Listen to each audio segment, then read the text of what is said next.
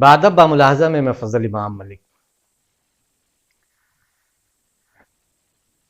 सालों से लगभग एक दशक दो दशक हो गए बीत गए जब देश में जय श्री राम के नारे से देश गूंज रहा था। अच्छी बात है, लगना चाहिए नारा। राम सबके आराध्य हैं, भगवान राम। इकबाल ने कहा था, ने इमाम हिंद बताया था। इकबाल की शायरी जब आप पढ़ें तो भगवान राम को इमाम हिंद बताया था, जिन्हें नाज, जिन्हें हिंद पे है नाज। और हम तमाम लोग उन्हें श्रद्धा से नाम लेते हैं उनका। हालांकि थोड़ी पीड़ा इसलिए होती है कि बचपन में जब हम गांव ग्राम में थे और हम बिहार के हैं, तो बिहार के रहने वाले सीता जी में भी उतनी ही आस्था रखते हैं जितनी कि भगवान राम में।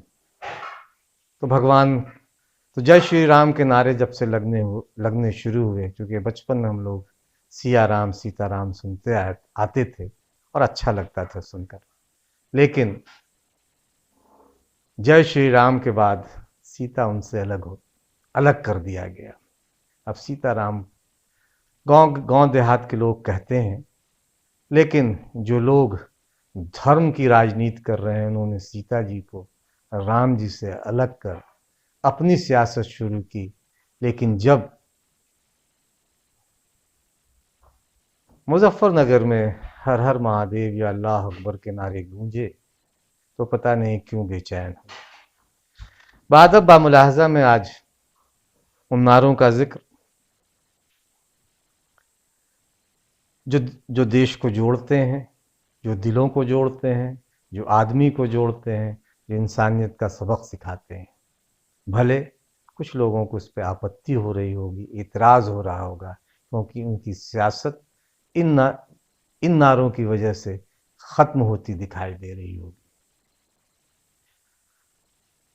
लेकिन इससे पहले एक गुजारिश है, जब हम आगे बात शुरू करें तो इससे पहले एक गुजारिश, एक निवेदन है कि अगर अभी तक आपने बादब बामुलाहजा को सब्सक्राइब नहीं किया है तो उसे सब्सक्राइब करें, लाइक करें और ज़्यादा से ज़्यादा शेयर करें, ताकि हम आपकी ताकत बने और आप हमारी ताकत बने।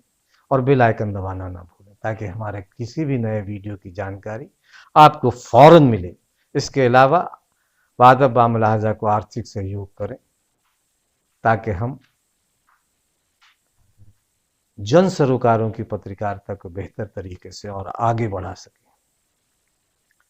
जैसे मैंने कहा कि जय श्री राम के बाद सीताराम और सियाराम जैसे कि सियाराम सुनने को बहुत कम मिलता है।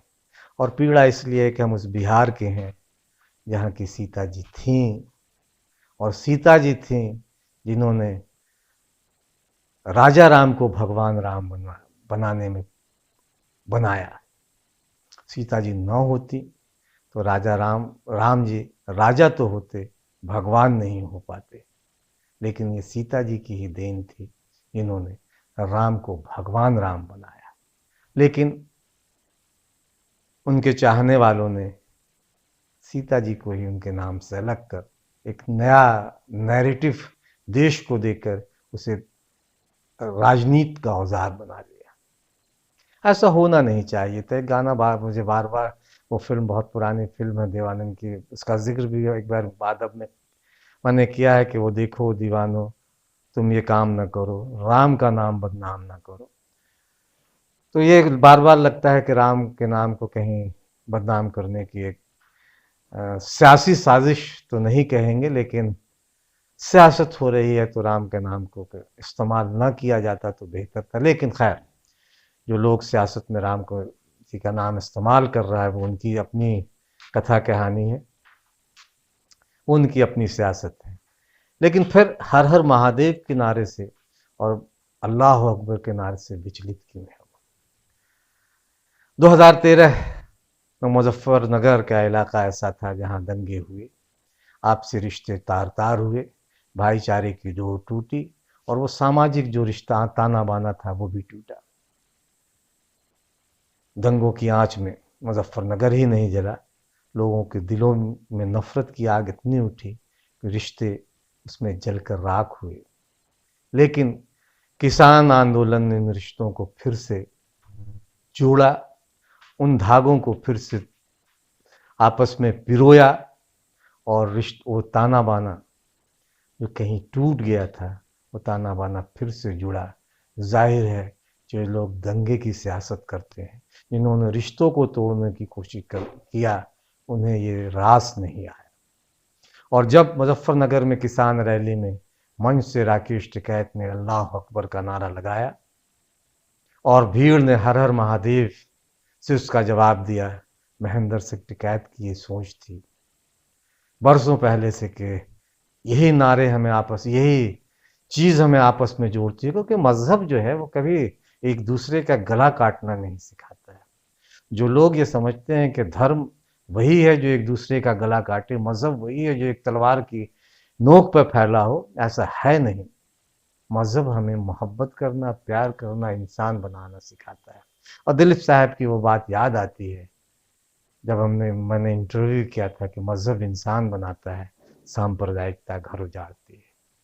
तो इसलिए जब मुजफ्फरनगर की रैली में हर हर महादेव और अल्लाह अकबर के नारे गूंजे तो बहुतों को पेट में मड़ोर उठना लाजमी था, क्योंकि उन्हें लगा कि उनकी सियासत तो खत्म हो जाएगी, क्यों यहाँ रिश्तों को जोड़ने की बात हो रही थी। लेकिन रिश्ते जुड़ गए। सियासत का फायदा हो ना हो, समाज का, देश का इससे बड़ा फायदा होगा। लोग जुड़ेंगे तभी देश भी जुड़ेगा। एक पंक्ति याद आती है कि न तेरा है न मेरा है, ये हिंदुस्तान सबका है, और नहीं समझोगे ये बात तो नुकसान सबका है। पहले वो वीडियो देखें जिसमें अल्लाह अकबर और हर हर महादेव के नारे लग रहे हैं, जिससे लेकर चीयर्स लीडर यानी सरकारी चीयर्स लीडर यानी मीडिया, गोदी जिसे गोदी मीडिया कहते हैं, या शामिल बाजा कितनी चिंतित थी, जिसे लेकर डिबेट भी हो गया। हालांकि कोई डिबेट का विषय नहीं था और भाजपा के बहुत सारे लोगों ने इस पर एतराज़ जताया, और जो क्लिपिंग दिखाई उसमें लगा कि राकेश टिकैत ने कोई गुनाह किया हो अल्लाह अकबर बोल। तो जाहिर है कि बहुतों को ये बात हज़म नहीं हो रही होगी कि रिश्ते जोड़ने की बात राकेश टिकैत क्यों कर रहा है, क्योंकि उसी मुजफ्फरनगर में 2013 में रिश्ते टूटे थे। लोगों में के दिलों में नफ़रतें बढ़ी थीं और दिल भी टूटे थे, मोहब्बत भी छूटी थी। अब वो मोहब्बत फिर से कायम हो रही है, इसका स्वागत करना चाहिए। पहले भी नारे लगते थे जब टिकैत साहब थे, अल्लाहू अकबर, अल्लाहू अकबर, ये नारे लगते थे। हर हर महादेव और अल्लाहू अकबर के नारे इसी धरती से लगते थे। ये नारे हमेशा लगते रहेंगे, ये नारे हमेशा लगते रहेंगे। दंगा यहां पे नहीं होगा, ये तोड़ने का काम करेंगे, हम जोड़ने का काम करेंगे। किसी गलत फहमी में मत रहना। आंदोलन के बीच ये एक और दिलचस्प वीडियो है। योगी आदित्यनाथ उत्तर प्रदेश के मुख्यमंत्री कहीं गए हुए हैं। अगर ये वीडियो सही है तो मुझे, चूँकि सोशल मीडिया पे कई बार चीज़ें सही भी होती हैं और गलत भी होती हैं, इसके सच्चाई की तस्दीक तो हम नहीं कर रहे हैं, लेकिन ये वीडियो है जिसे देखना चाहिए कि किस तरह लोग योगी आदित्यनाथ के पीछे पीछे चल रहे हैं और पूछ रहे हैं कि नौकरियां कब मिलेंगे योगी जी। तो ये दिलचस्प वीडियो देखने को, क्योंकि लोग रोजगार के लिए परेशान है युवा, और प्रधानमंत्री नरेंद्र मोदी के जन्मदिन पर जिस तरह से युवाओं ने आक्रोश दिखाया और बेरोजगार दिवस पूरे देश में मनाया, शायद किसी प्रधानमंत्री का जन्मदिन इस तरीके से पहली बार मनाया गया हो। पिछले साल भी कुछ इसी तरह की घटना हुई थी जब लोगों ने, युवा सड़कों पर निकले थे ताली थालियां पीटते हुए और रोजगार दो का नारा लगाया था। सरकारें कब सुनेंगी? योगी आदित्यनाथ अब्बा जान और में उलझे हुए हैं, पता नहीं अब्बा जान शमशान कब्रिस्तान से कब बाहर निकलेंगे। जब तक सोच बड़ी नहीं होगी, प्रदेश के लिए अगर उनकी सोच अब्बा जान तक है तो उससे समझा जा सकता है कि चुना हुआ मुख्यमंत्री कितनी छोटी सोच का व्यक्ति है।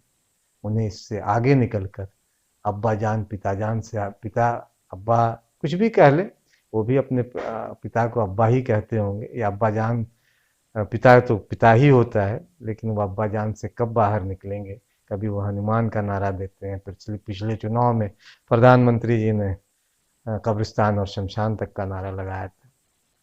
जाहिर है कि इससे समाज में संदेश देने की कोशिश करते हैं कि हम खाटी लोग हैं जो तुष्टीकरण नहीं करते हैं, लेकिन वो तुष्टीकरण किसका कर रहे हैं ये हम तमाम लोग जानते हैं।